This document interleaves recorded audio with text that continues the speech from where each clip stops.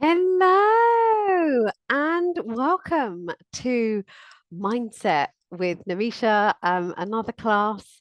I'm so excited to be with you here today. Thank you for joining me and showing up for this class.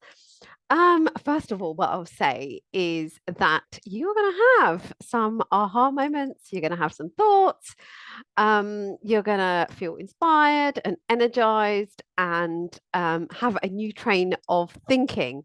And so, my invitation to you is to pay attention, right, to those moments. Pay attention to your learning and your growth. Pay attention to any breakthroughs and what comes up for you. And I would invite you to write it down, right? Grab a pen and paper and write down what comes up for you so you don't lose your valuable insights. You're going to shift your thinking in the next 60 minutes or so, 45 minutes, 60 minutes or so. And so it's really important that you capture this so that you've got it to come back to. And I'm an over deliverer, and so I'm going to give you a lot to think about and a lot to take away. So take notes, highlight, scribbles, do whatever works for you, but be sure to capture your growth. And better still, share your feedback with me, right? Post it on Instagram, tag me at namisha.patelowen, and share your growth and your insights and anything from this class to inspire others to work on their mindset too. And if you tag me, I'd love to share it on my feed with my audience and would love to give you a shout out so others can learn and celebrate you too.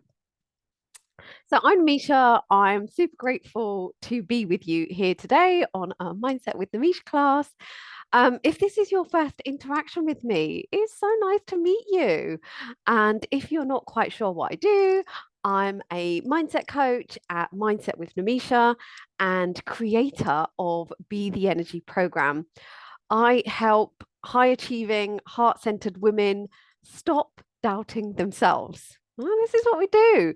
We focus on dropping the mind drama, right? Or all the stories that don't serve them anymore, the thoughts swirling around their heads, and the perhaps unwanted feelings marinating in their body. So we work on navigating through all of that and helping them stop the doubt so that they can showcase the best of who they truly are, doing what they love. And this is what I'm all about, and it absolutely fills me up. And my background is 18 years in corporate, doing my best, climbing the corporate ladder. And then 4 years, so that's from 2019, 4 years in business, being my best, right? Connecting with my spiritual nature, connecting with who I truly am, through mantra meditation, tuning into the wisdom of the Bhagavad Gita, one of the key Vedic scriptures, also known as the guidebook for life, and something we'll come on to a little bit later on. So, yeah, very much 18 years of doing and 4 years plus of being. And I'm on a mission to help midlife women, high achievers manage their mind because that's the number one thing that's preventing them from being who they truly want to be and achieving what they really, really want. So today we're talking about the 4 things the unmanaged mind does, and then I'll come on to how you can beat it. So let me ask, or let me start by asking you a question, which is this. What is the biggest time waster in our lives? What is the biggest time waster in your life? Right? Spend a minute thinking about that and capture whatever comes up for you in this moment. Right? What's the biggest time waster in your life right now? Just jot it down, right? Bullet points, just fire it all out, whatever's going on in your brain, whatever it's offering you. And I'll give you a moment to do that. Interesting to see what you come up with.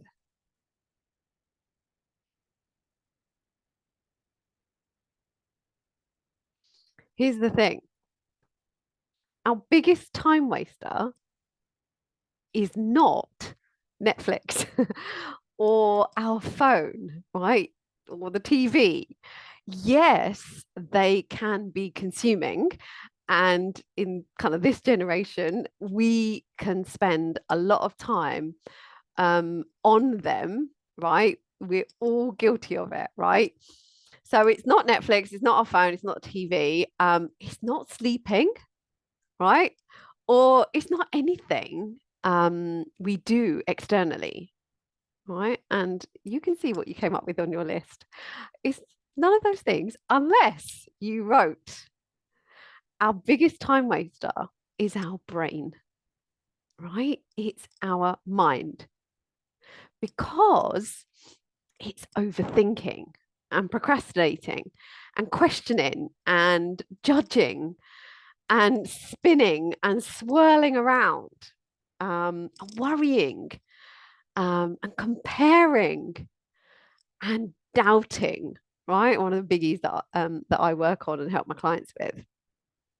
And I could go on, right? This is what our brain is busy doing. And therefore, that is in fact the biggest time waster. And I know there's some research somewhere. I don't have those stats, right? You can look it up, Google it and see. But there was definitely some research done in the States to prove this based on some live interactions they did with some people. But the Bhagavad Gita, the Vedic scripture, as I say, mentioned in chapter 6, text 5, Krishna says, one must deliver himself with the help of his mind and not degrade himself.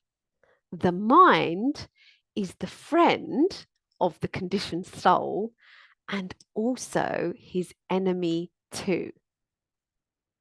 All right. And it's the one text that has really inspired and fueled me to do this work. So, our number one job is to manage our mind, right?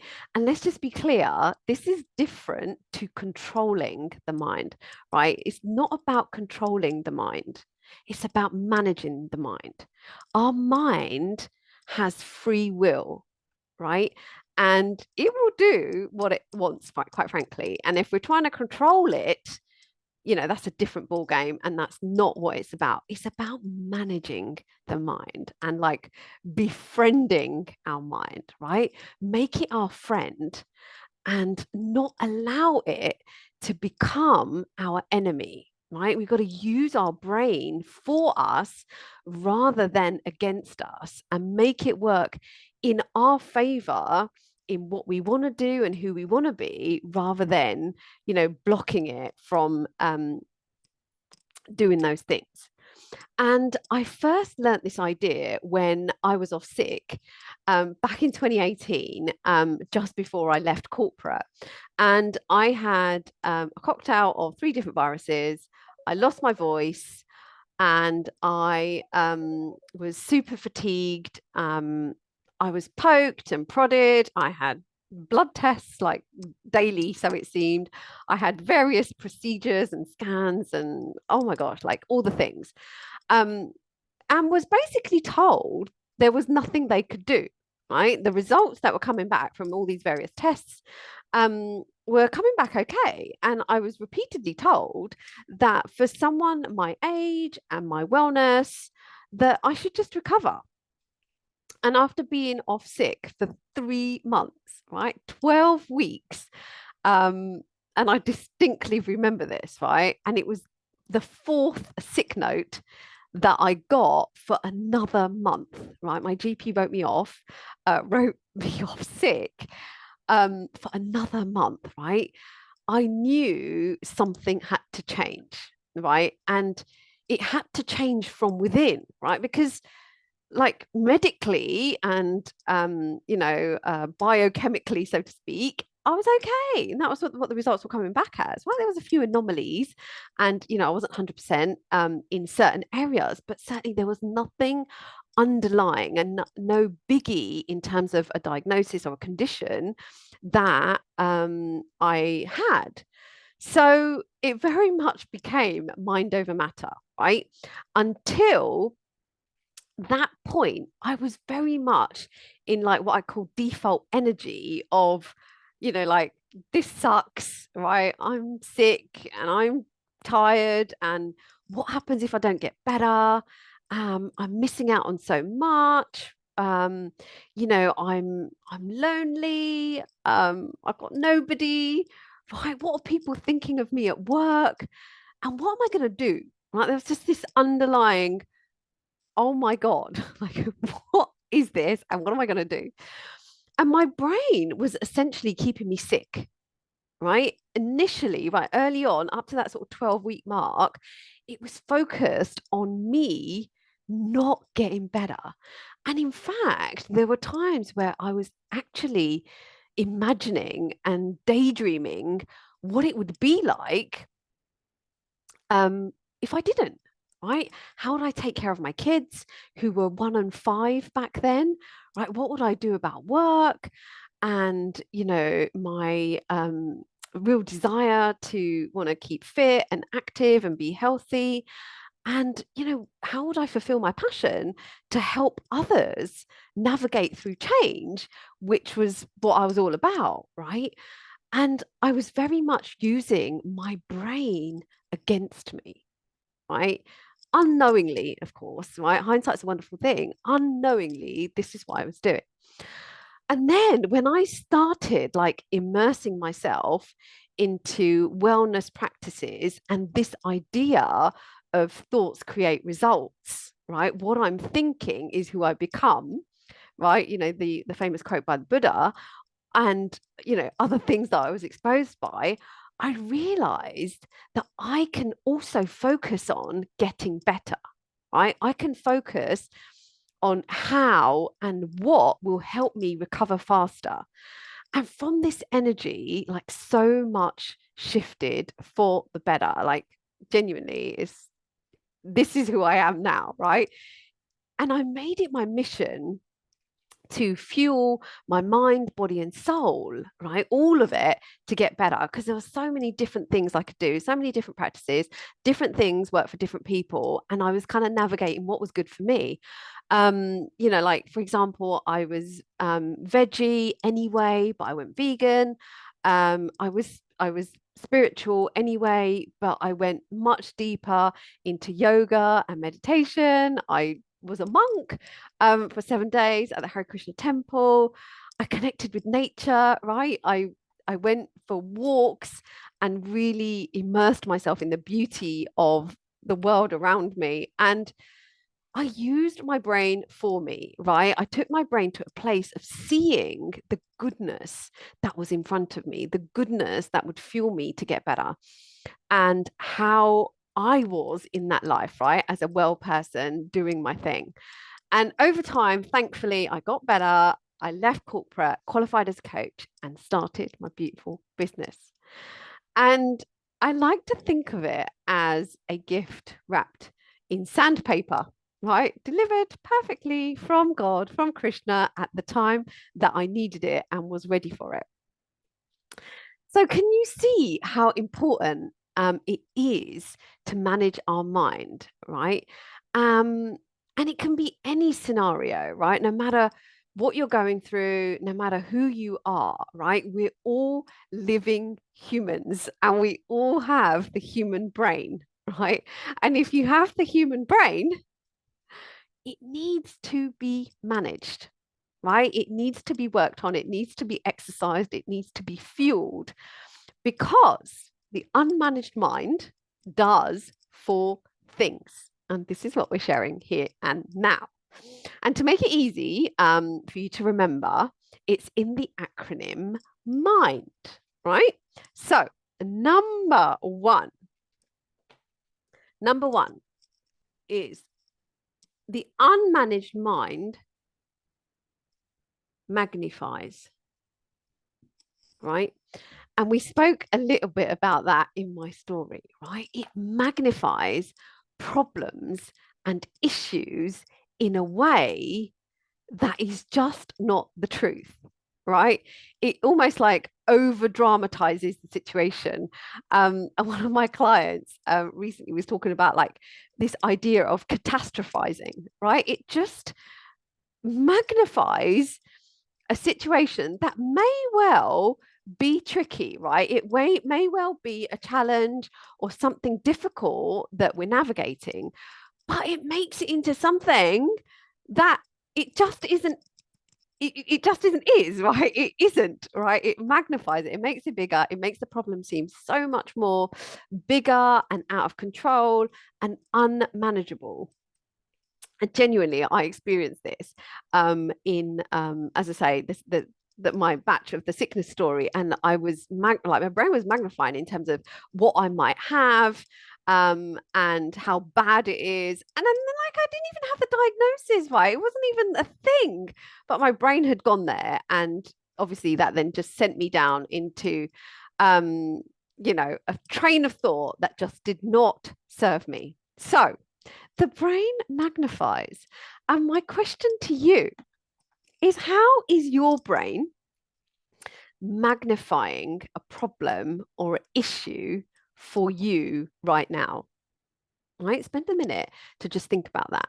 How is your brain magnifying, right, a particular problem or situation that you're facing right now? Write it down. Like, what is it doing? How is it making something into something bigger? And something it isn't, right? It's just not the truth. Have a think about that now and capture your thoughts.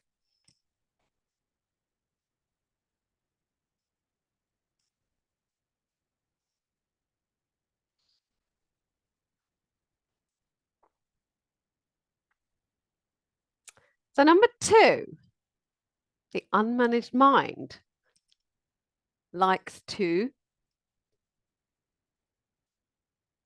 imagine. The unmanaged mind likes to imagine. It imagines thoughts and problems that are just not there, right?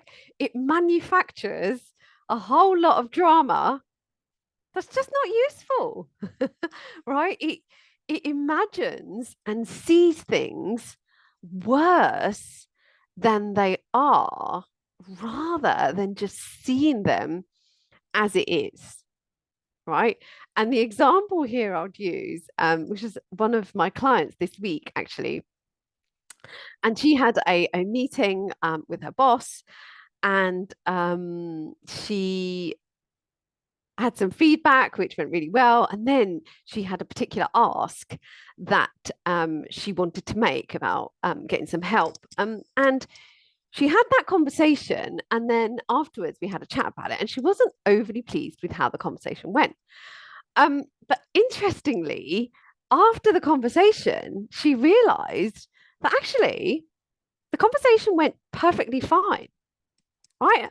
Her boss didn't say no to the idea that she was presenting, and didn't think anything less of her or bad of her.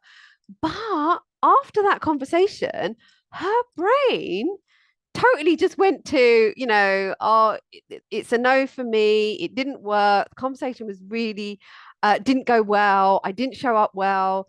And it just imagined a whole scenario of how unhelpful it was and how it didn't go well, when it just wasn't the case. So when we spoke about, okay, what did you say? What did he say? And like, what was the reality of the situation? It was like, she realized that, oh, it wasn't actually that bad. It was actually really good. And at the end, she actually brought the conversation back and specifically pinpointed him to what would happen next, which again made the conversation very useful and productive, and gave her what she wanted.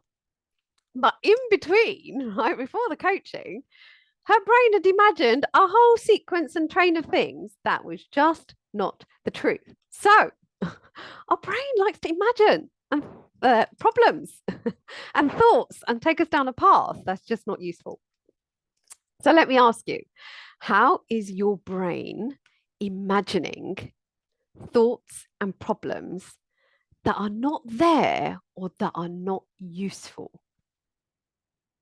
Right? Really ask yourself that question and take a minute, right? How is it just imagining and, going down a path that's not useful and is actually just not the case? Have a think about that now. Jot down what comes up for you.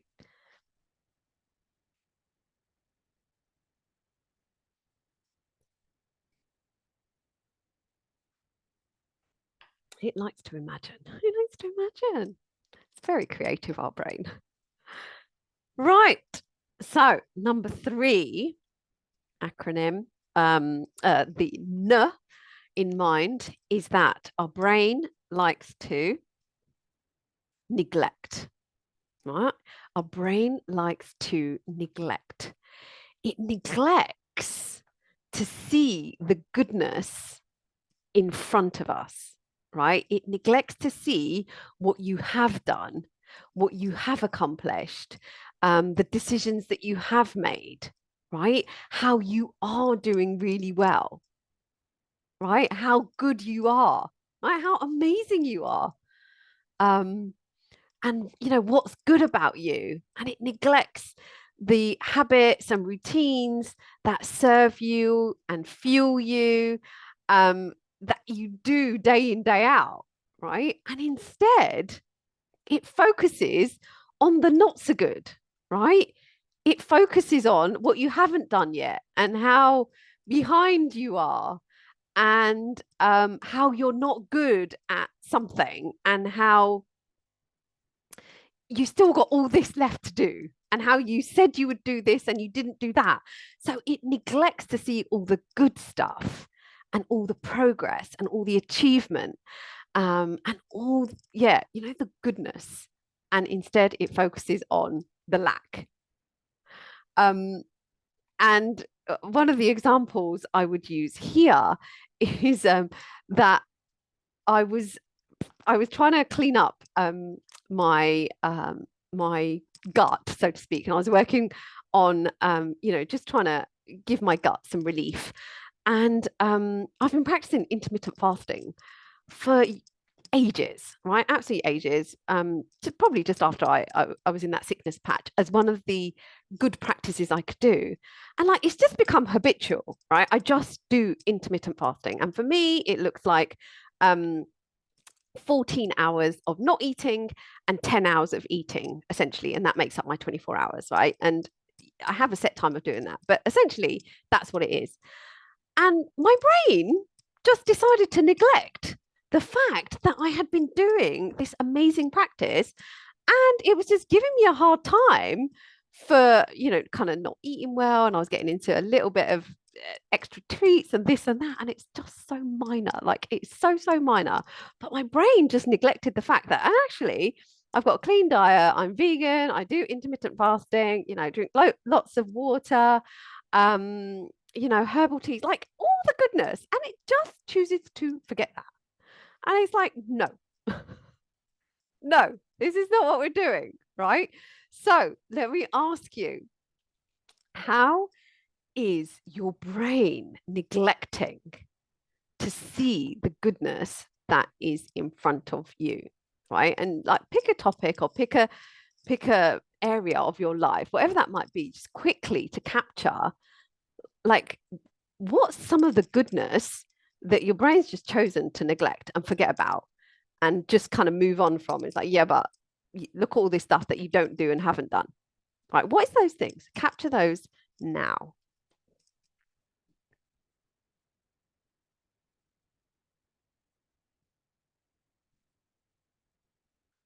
So focused on all the lack. Loves to focus on the lack.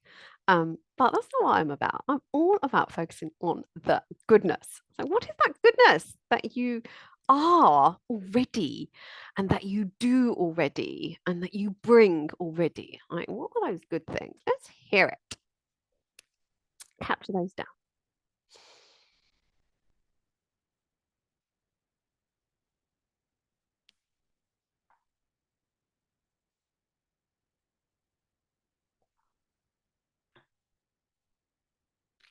Okay.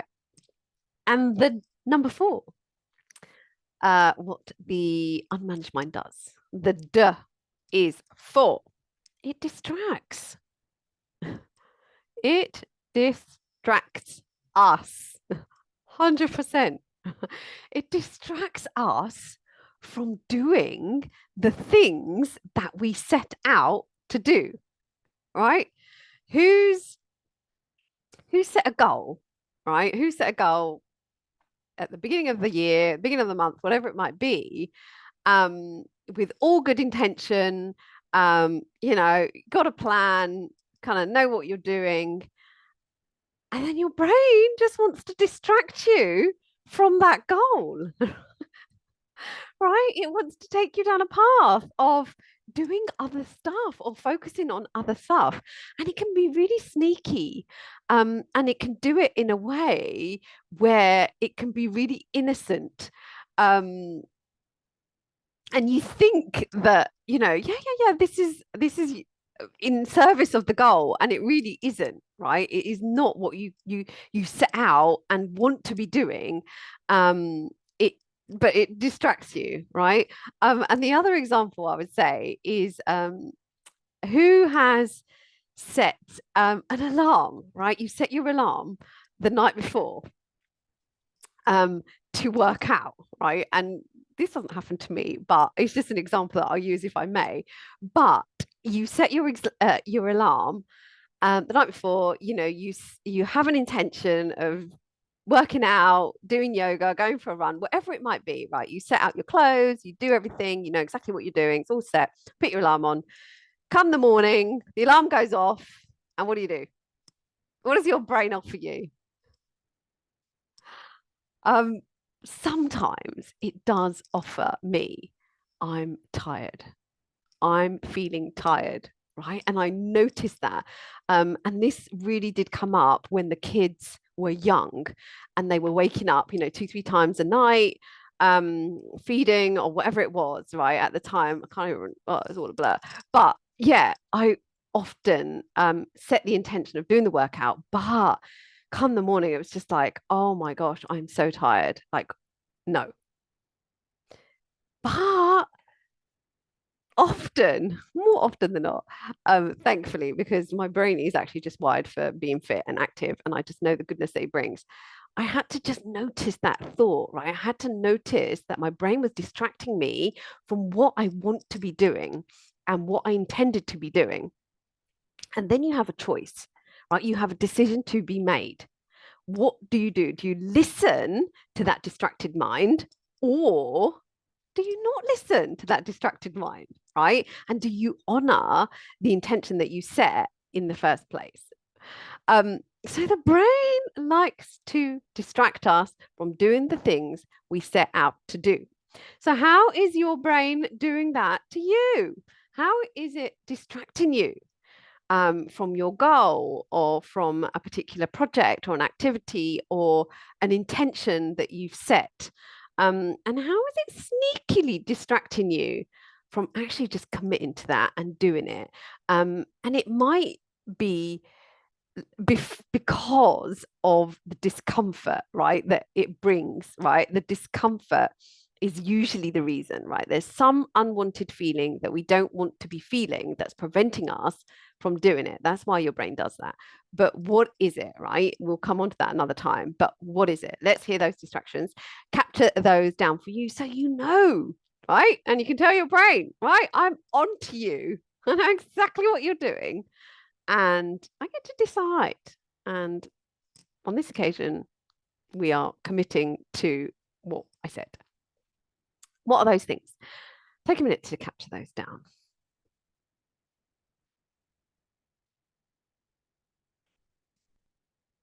Our mind likes to distract us.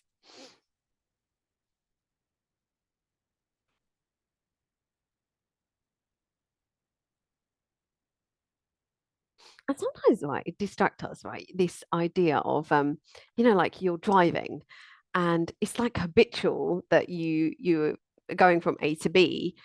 And sometimes you don't even know that you've passed a particular milestone or a point, location, and you've got to wherever, and you're like, oh my gosh, I just don't remember passing, you know, that junction. Because your mind is distracted, right? It's somewhere instead of focusing the task at hand, which in that moment is driving. And you are driving, right? And I'm sure you're safe. But can you see how the mind just distracts and wanders and kind of deviates? So it happens it happens all the time. So it distracts. Um, and when the mind is doing these things, um, largely it's doing these things from a place of trying to keep you safe, right? It's protecting you from some form of danger, some form of risk or failure, something that's going to bring you some pain or harm, right? Um, but because the mind is doing these things, right? It's magnifying, it's imagining, it's neglecting all the goodness, and it's distracting you from what you want to be doing, right? Because it's doing these things, it's preventing us from achieving what we really want to be achieving, right? Who we want to be and how we want to be moving forward. And more often than not, the mind is leading us, right? The mind is leading us, and it's almost against us, right? And this idea of, it's the enemy, right? And it's not the enemy in a bad sense, but it's not helpful, right? But doing the work that you're doing here and that we do in Be the Energy is all about you intentionally learning to lead the mind, right? So rather than the mind leading you, you lead the mind, right? Because you are bigger than your mind, right? This is about you, the beautiful soul that you are, who has a mind, who has a body, who has a soul, right? Um, and it is this idea, going back to the text in the Bhagavad Gita, is befriending your mind, right? Your mind becomes your friend. And if you learn to conquer the mind, right, you can be and achieve so much, right? So much more with such goodness from your heart, in your energy, because the mind is really the number one thing that is actually kind of limiting us and holding us back, right? Is what is going on in our brain. Um, and the Bhagavad Gita says that there are three miseries in this world, right? Number one, there's miseries from nature, right? There's extreme weather, earthquakes and volcanoes and storms, and all the extremities that nature can bring. There are miseries from other living entities, right? So kind of nasty, negative, harmful people in this world. Deadly animals, maybe even like poisonous plants, or like anything that can create harm from any other living entities. And then number three, it talks about the misery from our mind and our body, right? And today we've been focusing on the mind, but of course, body in terms of disease, right? And old age, okay? But actually, it's explained that no matter what happens in the world, the good or the not so good, right? No matter what happens in the world, the only misery really is our perception of what's happening in the world, right? What's happening in our life. And what we choose to focus on and what we choose to then indulge in, right? And that happens in our mind. And therefore, the real number one misery really boils down to an unmanaged mind, right? That is the actual misery. Because if you learn to manage your mind, even if the other miseries that happen around us, right, the nature and the other living entities, whatever it might be, which they will happen, by the way, right? We know that that's the world we live in. When you manage your mind, they won't affect you as much, right? They won't cause as much pain. Right? You are able to navigate through them from your heart with more ease, with more understanding than you would without. Right? So can you see the power of the mind? It's everything, right? So that's the 4 things the unmanaged mind does. Magnifies, it imagines, it neglects, and it distracts. So what do you do to manage it? Right? You might be thinking, and this is a whole other class, by the way, right? But in a nutshell, you make friends with it, right? You make your mind, you make your brain your friend, and you make it your best friend, right? It's the number one tool and resource that you have that like governs everything, right? But you get to lead it, you get to befriend it, and you get to befriend it on purpose, right? And you do this by 3 things. Number 1, you notice. You notice where your brain's at, right? You notice where your mind's at. Is it in a helpful place or an unhelpful place? That's it. Number 2, you nurture and normalize, right? You intentionally nurture and normalize where your brain's at. So if you notice that it's in a helpful place, right? You nurture it, you feed it, you fuel it, and you keep going on in that helpful place. But if you notice that it's in an unhelpful place, right, you also get to nurture it and you normalize it, which is, of course, you're thinking, I should be further ahead by now. Of course, it's totally normal to think that because A, B, and C, right? You nurture that thinking and you normalize that thinking because when you do, then you can do the 3rd step, which is you get to navigate to a new and inspiring and more motivating place in your mind. Right? So if you're thinking I should be further ahead by now and you normalize that and you kind of give it a hug, this is what I like to do, right? This is what I recommend. You give your brain a hug, you give those thoughts a hug, and then you send them on their way, and then you navigate to a new thought, right? And you identify what that is. Of course, I'm thinking I should be further ahead by now, but actually, this is where I'm at. And this is what I'm working on.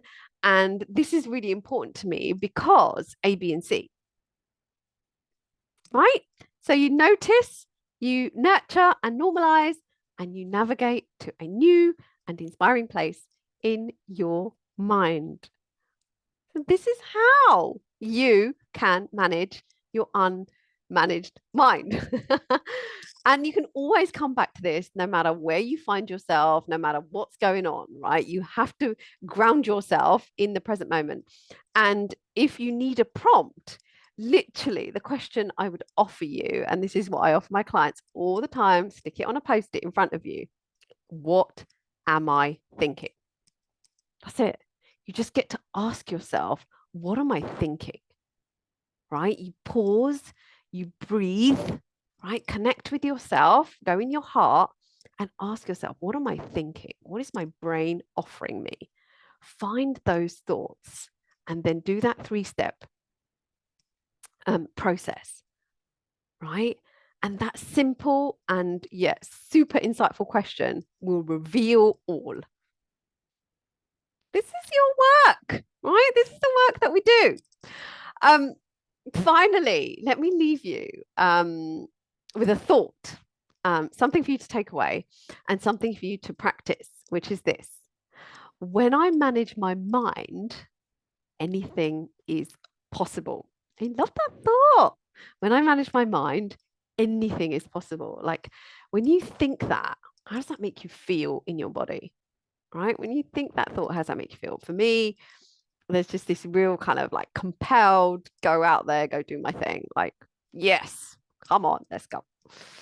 So that's our class today. If you liked this and you want to go deeper into self-discovery and managing your mind and doing this inner work and really doing what you love, come join us in Be the Energy, my online group coaching program. You'll get coached by me weekly for life. Plus, you get access to trainings like this, weekly meditation, and community of like-minded, beautiful souls on a path of all the goodness. I'll help you stop doubting yourself and manage all the drama that you might have so that you can be the best of who you truly are and get further, faster, more fulfilled in your life, in your business, in your relationship, in all the things. We talk about mindset. We do mindset. We solve for mindset so that you can be who you really want to be, right? And this is what Be the Energy is about. So as I said, you get lifetime access to online weekly coaching and training and meditation and the community. And all of that is just £1,500. One-off payment, £1,500. It's a no-brainer. A coach for your brain for life, right? This is what I would say. Like sometimes we can't see and we can't unpack our own thinking, right? So, like, even coaches need coaches, right? I have a coach because we all have the human brain. And so, in Be the Energy, you get a coach for life, right? And this is what I wish I'd had when I was seriously doubting myself, right? When I was contemplating whether to leave corporate or not, my brain was in overdrive. I didn't know who I was. I didn't know what my purpose was. I didn't know what I was doing. And what I wish I'd had is everything I've packaged up for you. And I am offering it to you in the most simplest and accessible way. Right. So to find out more, go to www.namishapatelowen.com/join Be the Energy. And if you have any questions, feel free to drop me a note, support@namishapatelowen.com, or just drop me a note and we can jump on a quick call and have a chat and get you going, right? So let me invite you to think about who you have become from this short class, right? What have you unpacked? What has come up for you? What's on your notes? And just imagine who you'd become and the impact of doing this work when you have lifetime access to coaching and training like this. So much fun. So be sure to fill yourself up, journal on anything that's come up for you, like really capture your notes. And I look forward to seeing you in Be the Energy or same time, same place for another mindset with Namisha class. Next week, 9th of March, we're talking about 3 simple steps to drop the doubt. So be sure to sign up for that. And I look forward to seeing you then. Take care. Bye for now.